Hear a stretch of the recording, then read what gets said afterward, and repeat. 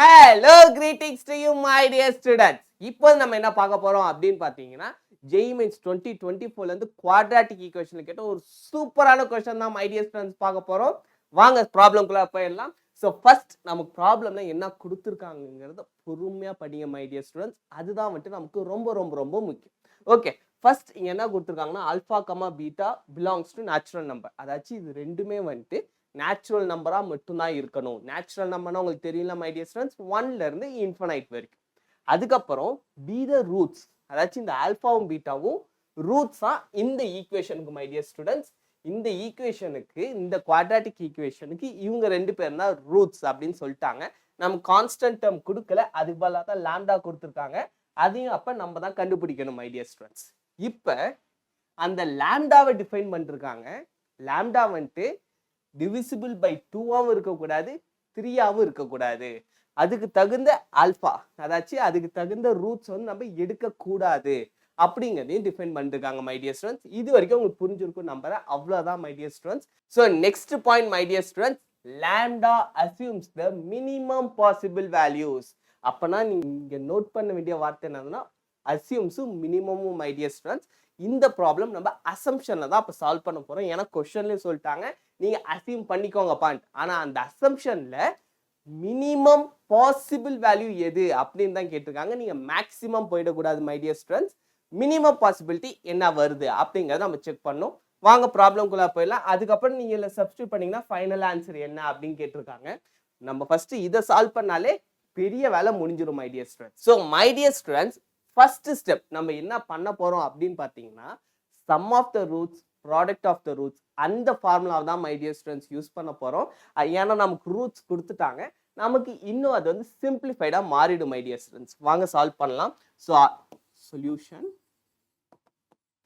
Alpha plus beta is equals to my dear students minus B by A. ஜென்ரலா sum of the roots formula. So இங்க வந்து -70 இருக்கு, plus 70 my dear students. Okay, அடுத்து product of the roots my dear students alpha beta. இதனுடைய value என்னன்னு பார்த்தீங்கன்னா C my dear students, C by ஏ.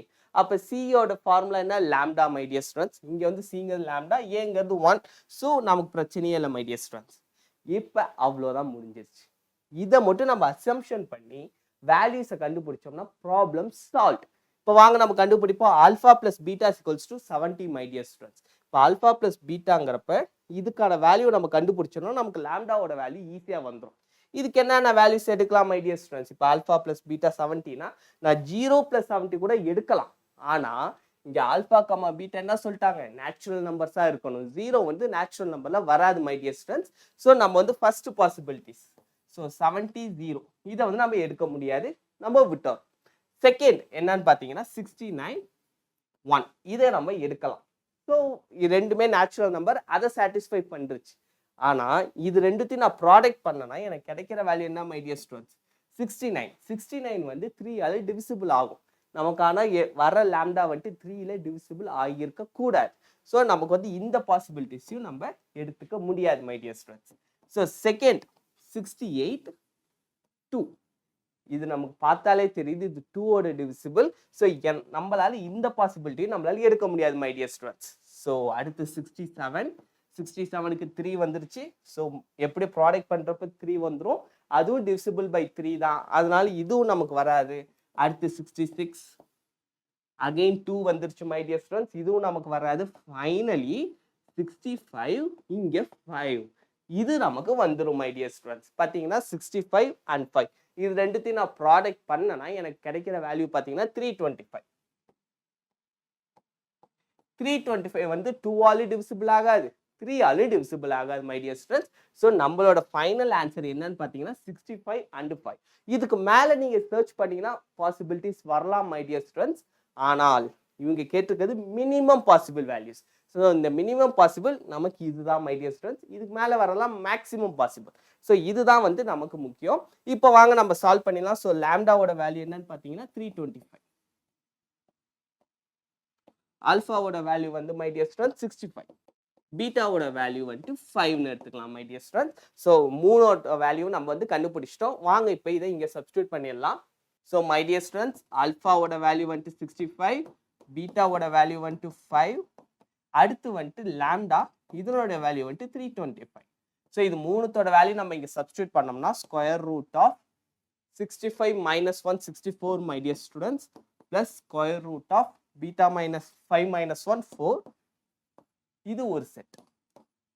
அடுத்த set 325 plus 35 divided by modulus alpha minus beta my dear students modulus 65 minus 5 my dear students.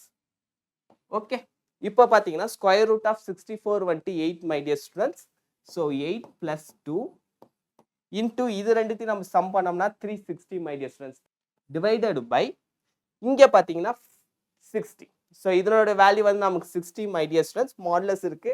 So positive no change my dear students 60. ஸோ இப்போ பார்த்தீங்கன்னா 8 plus 2 10. 10 into 360 பார்த்தீங்கன்னா 3600 my dear students. So 3600 divided by 60. So நம்ம cancel பண்ணோம்னா final answer வந்துட்டு நமக்கு 60 my dear students. So final answer என்ன அப்படின்னு பார்த்தீங்கன்னா 60. அவ்வளோதான் my dear students. அதுதான் நம்மளோட ஃபைனல் ஆன்சர்.